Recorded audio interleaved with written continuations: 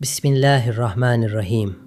Perhaps the entire secret was hidden in that tiny dot beneath the letter B, because the dot is existence before it becomes a line. It is destiny before it chooses a direction. It is wholeness before it is scattered.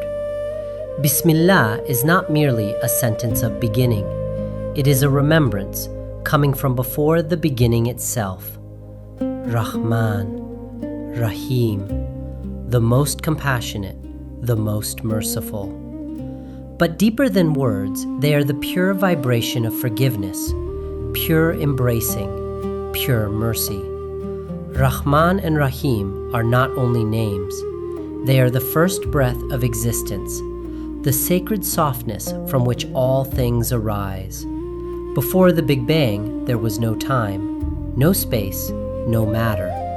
Perhaps, in the strange language of quantum reality, everything was like a single ocean of possibility, one wave state, one undivided wholeness. But there, mercy did not exist in the way we understand it now.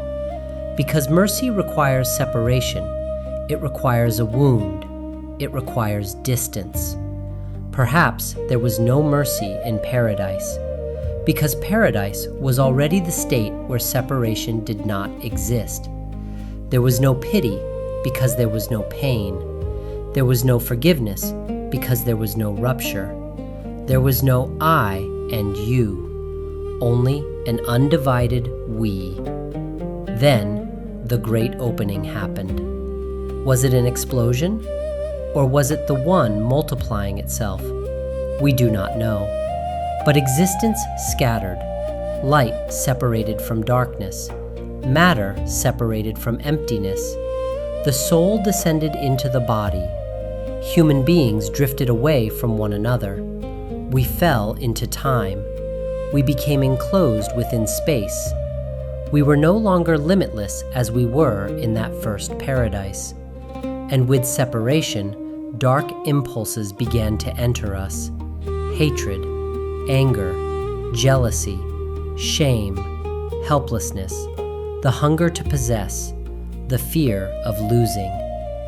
And mercy was born exactly there, like the first divine balm placed upon the wound of separation. But mercy is not dry pity. Mercy is not looking down from above.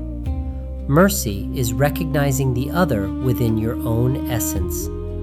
Quantum entanglement whispers this to us. Even particles that seem distant can remain connected through an invisible bond. And perhaps mercy is the entanglement of souls. It is sensing that what appears separate has come from the same source. That is why Bismillah is not an ordinary phrase spoken at the beginning of things.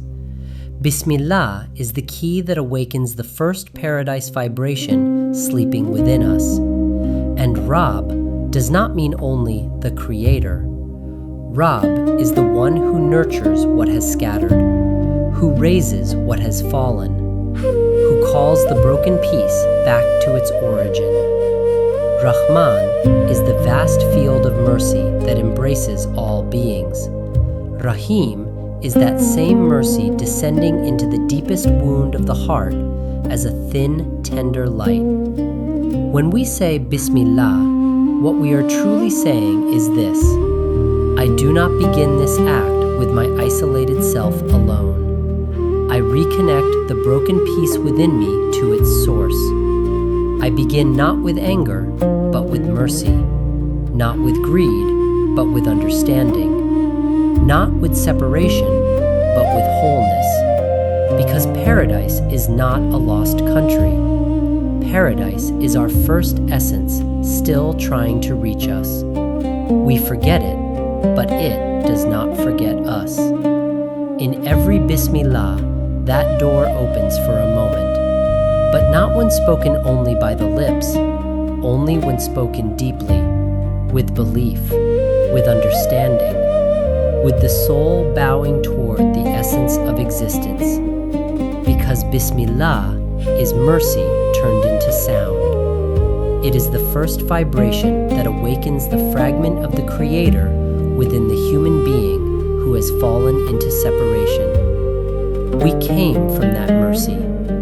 Our path passes through this dark universe, and our return is again to that mercy.